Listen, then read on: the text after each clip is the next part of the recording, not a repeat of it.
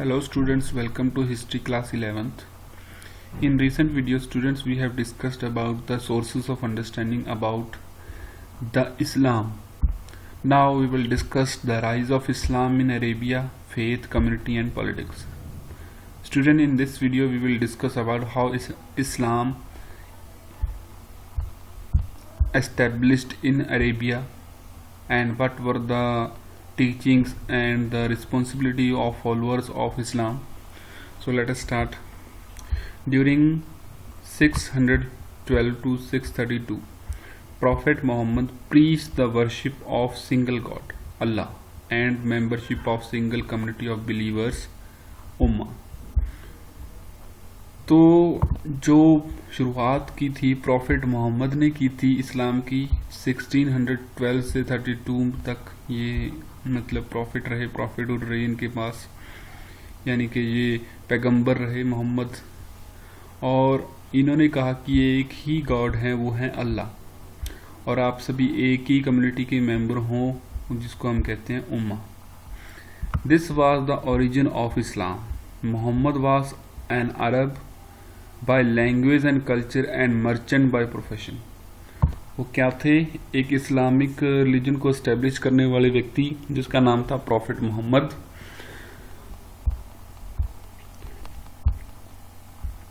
मोहम्मद जो थे अरब थे अपने लैंग्वेज और कल्चर से, मतलब वो अरेबिया में पैदा हुए अरब थे वो, और मर्चेंट से मतलब व्यापारी थे प्रोफेशन से. 6th सेंचुरी में जो अरब कल्चर था ये अरेबियन पेनिनसुला में फैला हुआ था, जो सीरिया और मेसोपोटामिया के साउथ में है. मतलब एक छोटा सा एरिया था अरेबियन कल्चर का. अरब मतलब छोटा सा एरिया था, और ये छोटे से एरिया में अरेबियन कल्चर कन्फाइंड था, मतलब अरेबियन पेनिनसुला. वर्ल्ड का मैप दिखाता हूं तो अरेबियन पेनिनसुला ये था, ये अरेबियन पेनिनसुला में कन्फाइंड था. और अगर हम आज देखें तो दुनिया में इस्लाम जो है ये Turkey, Iran, Iraq, Afghanistan, Tajikistan, Uzbekistan तक फैला हुआ है. मतलब जो मतलब अरेबियन पेनिनसुला था, यहाँ पर अरब कल्चर था. सो ये कहाँ था Arabian peninsula? Southern of Syria and Mesopotamia. अब जो अरब थे वो ट्राइबल आपस में भी डिवाइडेड थे. Each led by a chief who was chosen partly on the basis of his family connection but more for his personal courage, wisdom and generosity. तो ये जो मतलब एक हेड चुना जाता था, अलग अलग कबीले थे अरेबिया में, और हर एक कबीले का एक चीफ होता था, और चीफ को कैसे चुना जाता था? या तो फैमिली कनेक्शन हो उसके, या फिर अच्छा करेजियस, विजडम और जेनरस बंदा हो.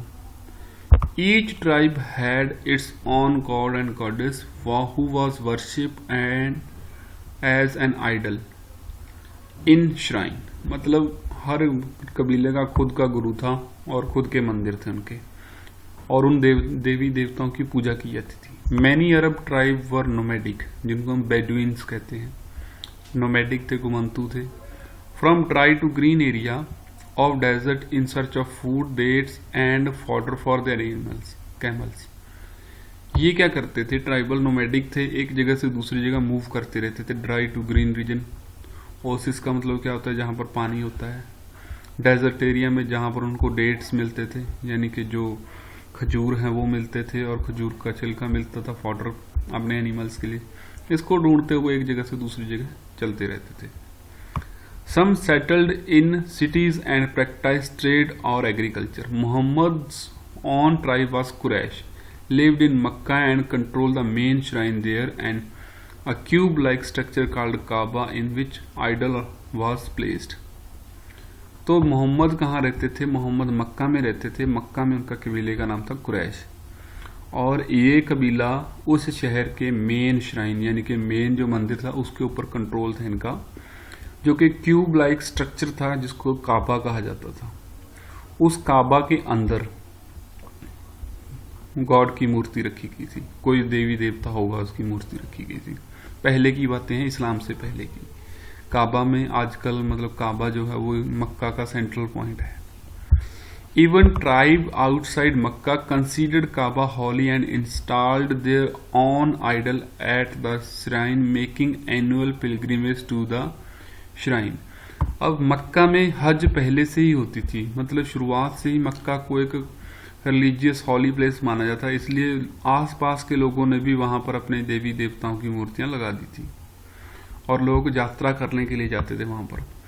Makkah was located on the crossroad of trade between Yemen and Syria, which further enhanced the city's importance. Yemen से सीरिया की तरफ जब जाते हैं तो मक्का रास्ते में पड़ता है, जिसकी वजह से मक्का क्या हुआ, एक इम्पोर्टेंट सेंटर बन गया. Meccan shrine was sanctuary where violence was forbidden and protection given to all visitors. देखिए, वैसे जैसे आपको बताया गया कि उस एरिया में जो मतलब वायलेंस थी काफ़ी प्रेवलेंट थी, लेकिन जो मक्का श्राइन था, जहाँ पर मक्का की मस्जिद है आजकल, वहाँ पे पहले मंदिर था मक्का का, वहाँ पर वायलेंस फॉरबिडन थी, मतलब वहाँ पर आने जाने वालों को जान का खतरा नहीं था. Pilgrimage and commerce gave the nomadic and settled tribe opportunity to communicate with one another and share their belief and customs.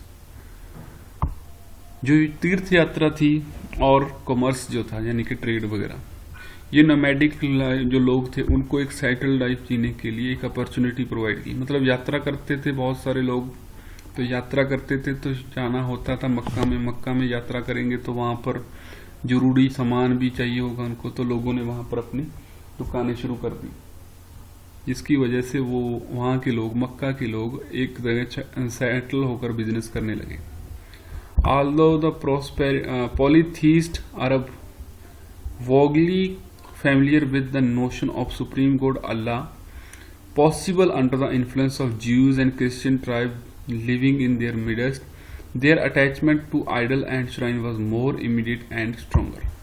देखिए, क्रिश्चियनिटी वगैरह जो थे, ज्यूस वगैरह जो थे, वो इनको कभी काफी इन्फ्लुएंस करते रहते थे वन गॉड के लिए, लेकिन ये मानते तो कि एक गॉड होता है, लेकिन फिर भी ये लोग आइडल्स को, अपने देवी देवताओं को ज्यादा इंपॉर्टेंस देते थे, ज्यादा स्ट्रांगली अटैच्ड थे उनसे. सो around 612, Muhammad declared himself to be messenger of God, who had been commanded to preach that Allah alone should be worshipped. तो मोहम्मद ने अपने आप को पैगंबर यानी कि मैसेंजर घोषित कर दिया गॉड का, और कहा कि अब के बाद सिर्फ अल्लाह की ही वर्शिप होगी. वर्शिप इन्वॉल्व सिंपल रिचुअल्स, जिसमें सिंपल प्रेयर थी, डेली प्रेयर थी, प्रिंसिपल से, such as distributing the alms and abstain from theft, चोरी नहीं करनी, डिस्ट्रीब्यूट करना जो भी आपके पास है. Muhammad was founded community of believers bound by a common set of religious beliefs. Muhammad ने कम्युनिटी को फाउंड किया जिसको उम्मा कहा जाता है, जिनका बिलीफ सेम था. The community would bear witnessed to the existence of religion before God as well as before members of religious communities. Muhammad's message particularly appealed to those Makkans who felt deprived of their gain from the trade and religion and were looking for new community identity. तो जो community थी जिसने मतलब जिसको सबसे पहले influence किया, वो लोग थे जिन लोगों को कल्चर की वजह से, रिलीजन की वजह से कोई फायदा नहीं हो रहा था, नुकसान हो रहा था. मोहम्मद ने उनको मैसेज दिया कि आप सारे देवी देवताओं को छोड़िए और एक गॉड की पूजा कीजिए, वो है अल्लाह. तो इस तरह से प्रॉफिट मोहम्मद ने उन लोगों को एजुकेट करना स्टार्ट किया. Those who accepted the doctrine were called Muslim. जिन लोगों ने प्रॉफिट मोहम्मद की टीचिंग्स को एक्सेप्ट किया उनको मुस्लिम नाम से जाना गया. They were promised salvation in the day of judgement, मतलब जिस दिन जजमेंट का डे होगा यानी कि क़यामत का दिन होगा, तो कहते हैं कि उनकी शहादत सबसे पहले ली जाए. The Muslims soon faced considerable opposition from affluent Meccan who took offense to the rejection of their deity and found the new religion a threat to the status and prosperity of Mecca. अब कुछ लोग ऐसे थे जो मक्कन culture यानी कि जो पुराने कल्चर में विश्वास रखते थे, उनको लगा कि मुस्लिम हमारे लिए थ्रेट हैं, मुस्लिम की अपोजिशन स्टार्ट होगी उसी रीजन में। तो क्या हुआ 622 में, जब उनको लगने लगा कि मक्का की प्रॉस्पेरिटी लॉस हो जाएगी, मतलब मक्का की जो समृद्धि है वो खो जाएगी, इस वजह से प्रॉफिट मोहम्मद ने क्या, जो प्रॉफिट मोहम्मद थे उनको वहां से निकाल दिया गया। किन लोगों ने? जो हाई क्लास मक्कन लोग थे, जो मतलब ऑर्थोडॉक्स थे, जो मतलब क्या थे, कट्टरवादी थे, जो पुराने देवी देवताओं को मानते थे। मुस्लिम रिलीजन उन्होंने, इस्लामिक रिलीजन उन्होंने फॉलो नहीं किया। उन लोगों ने क्या कर दिया, फिर मोहम्मद को वहां से माइग्रेट करवा दिया और वो मदीना चले गए। उस यात्रा को कहा जाता है जी हिजर। was turning point in the history of Islam, with the year of his arrival in the Medina marking the beginning of Muslim calendar। और ये जो जिस दिन मुस्लिम प्रॉफिट मोहम्मद मदीना आए, उस साल से ही मुस्लिम कैलेंडर स्टार्ट हुआ, जो मतलब इनके रीति रिवाज थे वो बनाने स्टार्ट हुए। तो इस तरह से प्रॉफिट मोहम्मद ने रिलीजन को स्टार्ट किया। नेक्स्ट हम नेक्स्ट टॉपिक में करेंगे। Thank you.